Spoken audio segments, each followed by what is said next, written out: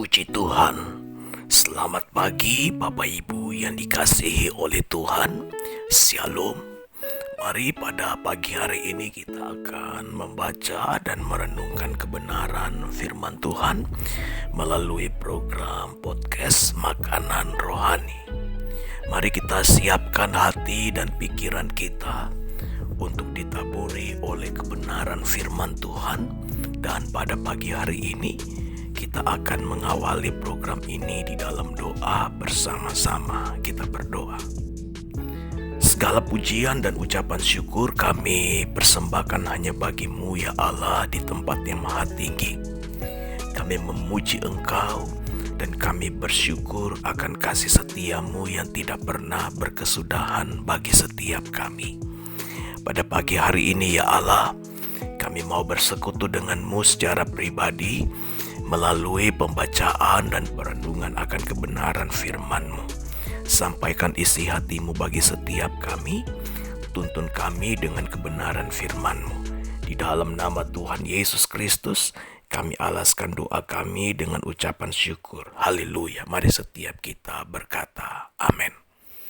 Kita buka kitab Roma pasal pertama, ayat pertama. Kitab Roma pasal pertama, ayat pertama.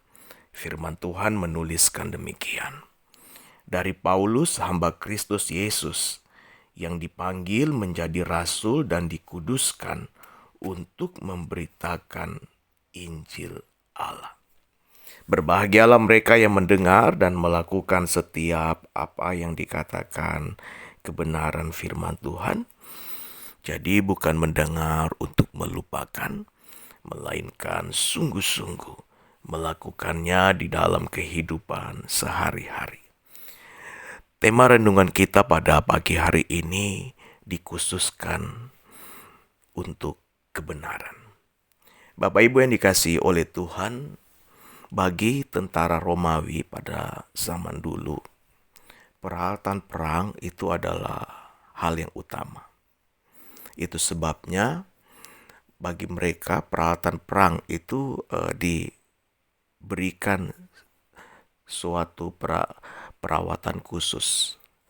Setiap hari harus diasah, dan bahan yang dipakai untuk peralatan perang baik itu pedang, perisai, baju sirah itu terbuat dari bahan khusus. Pedang terbuat dari baja dan terus dirawat, diasah setiap hari, disimpan di suatu tempat yang khusus.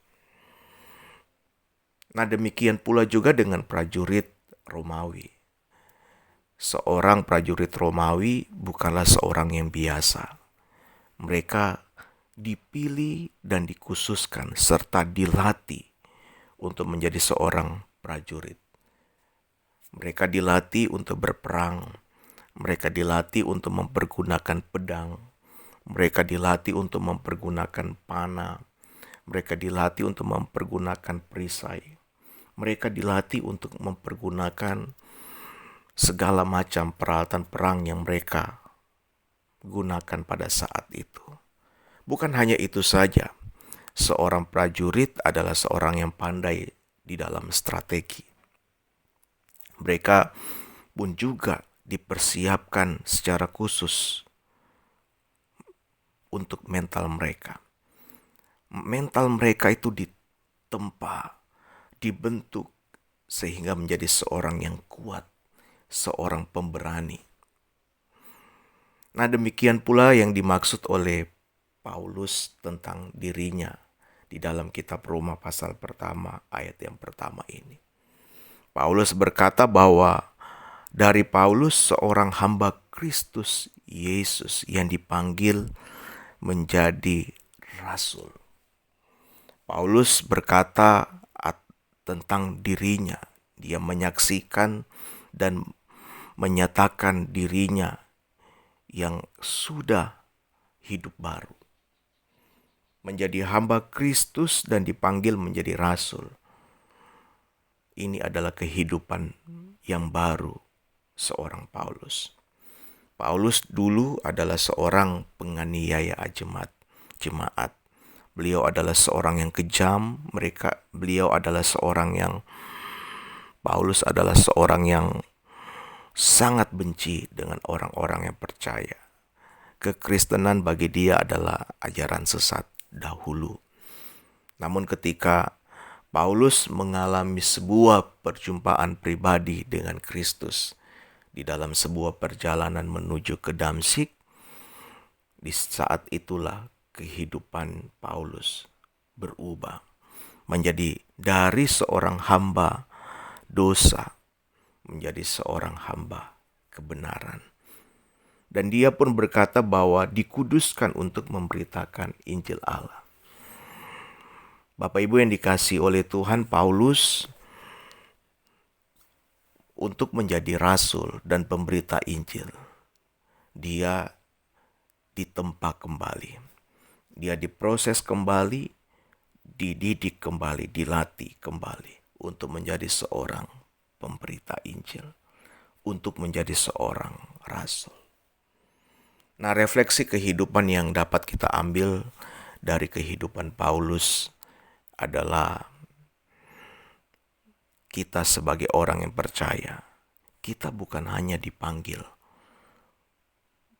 untuk beriman kepada Allah saja dan menerima anugerah keselamatan. Tapi ada sebuah panggilan khusus yang Tuhan taruh di dalam diri kita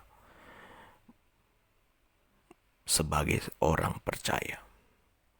Kita dikhususkan Allah untuk menjadi alat kebenaran. Amin. Bukankah kita ini disebut gereja yang dalam bahasa Yunani memakai kata eklesia atau eklesio di dalam bahasa Latin, yang artinya seseorang atau orang-orang atau komunitas yang dikhususkan dan dikuduskan Allah, dipanggil keluar dari dunia ini. Kita dipanggil keluar dari dunia ini untuk dikhususkan dan dikuduskan Allah untuk menjadi alat kebenaran.